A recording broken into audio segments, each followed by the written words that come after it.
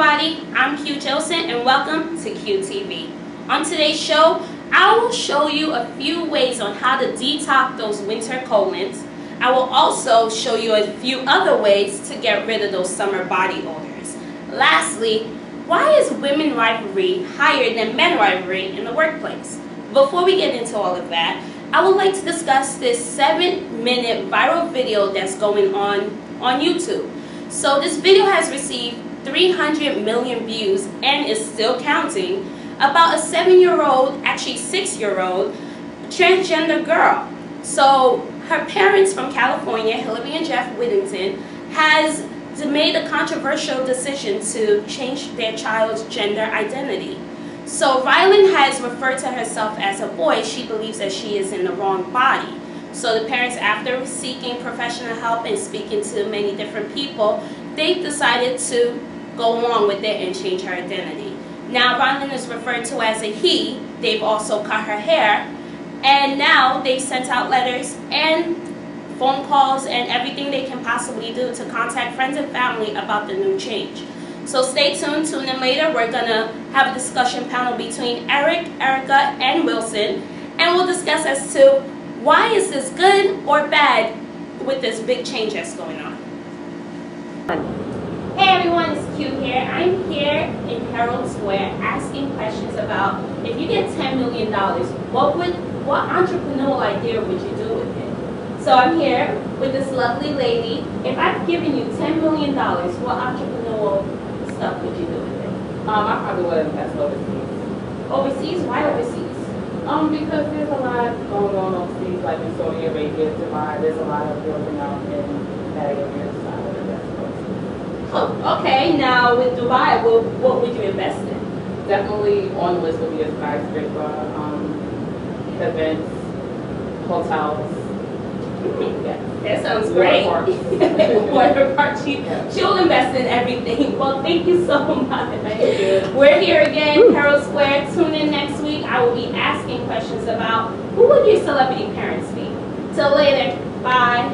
Welcome to Afternoon Coffee. I'm Q Joseph. Today's topic is none other than our fabulous First Lady, Miss Michelle Obama. Due to many mistakes with our friends at CNN and other news outlets, many believe she is the third black woman to grace the cover of American Vogue, when in fact she is the 34th. We focus on many other milestones other than the one in particular that seems to go unnoticed. Miss Michelle Obama is the first African American First Lady to appear on the cover of any magazine. Lady Obama is energizing the world with the cover of March and Spring issue. Welcome to Candyland, the show that satisfies your sweet tooth. I'm Q Joseph. And I'm Shiva Dakota. Before we sink in our teeth into this good stuff today, here's a story that's a little sticky. 2 New York men were locked up and left in jail cell for nearly a week after police officers mistook their bag of candy for a bag of crack. This is bizarre. The drugs were finally tested 5 days later and determined to be a popular coconut candy that shall remain nameless. The charges were dropped. The trouble began the night of January 15th as Joe Pine, a 4-year-old plumber from the Bronx, and his longtime pal, Sal Rogers, were headed to a party and decided to stop at a convenience store.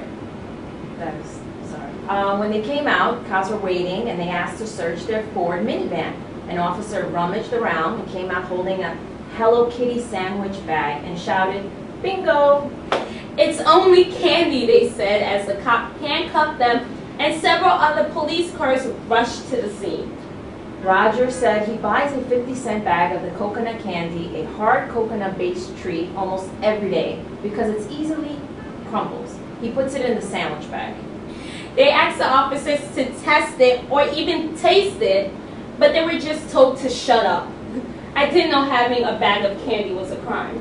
The men's lawyer, Neil Wall, said the cops could have realized their mistake quickly if they used their field test kit, referring to the NYPD's portable drug identification equipment, or even their noses. They could have smelled. It smelled like sugar. Well, that's a sour note for the NYPD. Up next, chocolate covered everything. Can't wait. It's that time of year again when dreaded summer brain drain sets in. Ooh. My name is Q Jolson, and the learning loss that occurs when kids are out of school for the summer, everyone knows about it, but there is a way to stop brain drain. The Boys and Girls Club of America, in partnership with the JCPenney After School Fund, offers an out-of-school program that keeps the learning going all summer long. Programs like these have been shown to raise the math and reading performance, reduce dropout rates, decrease involvement in crime, and improve behavior at school. Today we're joined with Pat Thornton, educator and director at the Boys and Girls Club at Paterson, New Jersey. Thanks for being here, Pat. Thank you for having me. Good to be here. Now, Pat, how widespread is this summer loss learning problem? It's very widespread because as soon as they stop learning and they just get right into that summer, they just get out of that mode. It's almost like if you have a cast on and your arm atrophies. That is actually what happens with our brain when we take off, especially children. Oh, why, of course. Now, my quick question is, with the whole thing of course, kids do not like to do homework over the summer. Like, how do you keep them interested? And we get that, and we remember what it was like to be a kid. So we make it fun and interesting. We have competitions. They can win money and prizes and trips. Believe me, we put a lot of fun incentives in there. Now, does this really improve the grades when they go back to school? It does. We have shown that kids who study all year long, not only do they not go backwards and dip backwards, they actually do better in September. Oh, wow, okay. And now, do you have any success stories that you'd like to share out with us? We do. Actually, we had this great girl named Rebecca who was really doing very badly in regular school up to June. She was behind her other peers. Okay. We put her through the program, and she exceeded and got past them as of September. So she actually improved from even where she'd been while the school was on. Oh, well, Pat, it's been a pleasure to have you here. Thank you for coming. Thank you for having me. Another way to really prevent brain drain is to really keep focused on reading. Read a classic mystery like The Wrestling Game. It's a funny and intensive mystery book that uses wordplay and pilot twists to keep the readers guessing right up to the end. Coming up next, Enter the Russian Empire right after this. Hey everyone, I'm Q Jolson and welcome to People Magazine. We're here today. Does everyone remember Superstorm Sandy? I know many people do because a lot of people lost a lot of things. Well, along with everything that happened, so did the James family of Kingsburg, New Jersey. They lost their home, they lost items, they lost cars, as well as their beloved pit bull, Reckless. Well, with all of the searching and all of the ins and outs, they've been looking for Reckless for over 18 months. When they thought all hope was lost, they were about to get a new dog, and who came popping up at the shelter? Reckless. They called Reckless' name. Reckless just jumped sky high and automatically fell into their arms.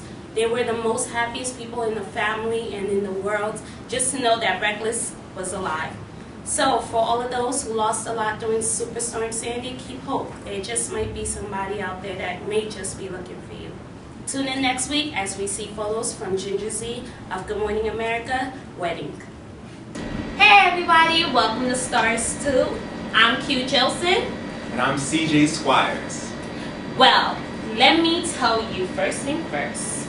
So, you know how there are a lot of different kind of celebrities out there, those who are basically having plastic surgery. Yes. So, with the plastic surgery thing, we have this one celebrity, Little Kim. Oh my God, can we talk about her? So she got her face done. She's been getting her face done for over the years now. Yes. And now she just looks ridiculous. Now she looks like another Michael Jackson. Just horrible. And she's pregnant. Oh my gosh. I love Little Kim. I grew up on Little Kim. She is one of the best female rappers, you know. She was beautiful when she first came out. I don't know why she did all this plastic surgery. You know what the thing is? It's the money, it's the fame. Then you have new rappers. Nicki Minaj is out, so now she feels like she got to compete and got to stay up there. Gotcha. And then all of a sudden now she's pregnant. Like, where did that come from? Anybody knew she was dating? I didn't know that. Like, Little Kim, we love you. You need to get back to being Little Kim. Seriously. But talk about you want to rumble with the bee. Let's talk about celebrities we love to hate. Girl, did you hear about Solange Knowles wearing out Jay-Z in that elevator. Now wait. Oh my God. She let him have it. I don't know, did you see her round off and the kick and all of that stuff where Jay-Z couldn't even, Beyonce was like, I'm not stepping in that. She's like, I don't want to look like Lil' Kim, Beyonce was definitely about this. Watch your face, don't touch me, don't do it. Don't do it, because she got to step out the elevator. She knew as soon as she stepped out, there was a swarm of paparazzi. That's She didn't want any of this messing up. Solange, we love you, but you definitely had your chance with Jay-Z in that elevator the other day. Yes, you did. Talk about celebrities and single moms. What do you think that's about? Like, do you think that's a good or a bad thing for the kids? You see, the thing is, I was raised having a single mother. Right. My father wasn't as always present, so it varies. It's like a juggle. However, being a celebrity mom, you do have a tougher schedule than your regular New York mother still. So that's true. Let's talk about Madonna. Did you hear about what she posted on Instagram about, you know, her son in a boxing ring and using the N-word? What do you think about that? You see, my thing is that you're supposed to be a role model, not only to your fans, however, to your kids as well. And using the N-word in general should just be a no-no. Absolute no-no. You're supposed to tell your kids, no, that word was not used correctly back in the days and should not be used present. So using that, I don't think so. Well, you know, I don't know about that. I mean, because today, like, that word is so popular and it's trendy. It may not be appropriate all the time, but for some it is a term of endearment. And for Madonna, that's what that was about. I just think they should just eliminate it, period. And talking about elimination, let's talk about actors who should just not sing. Number one actor I believe that should just not sing is Lindsay Lohan, hence why I believe she's been in and out of rehab. Well, like, she has her new show on Oprah, and she has done a lot of music videos back in the days and everything. And watching her show, I kind of understand as to why she resorted to alcohol or drugs or whatever her addiction was. Wait, do you think it's because she can't sing she's addicted? One of the reasons. I believe that was girl. Well, there you guys have it. We're here with Stars Stew. I'm Q Joseph. And I'm CJ Squires. Let's get into it.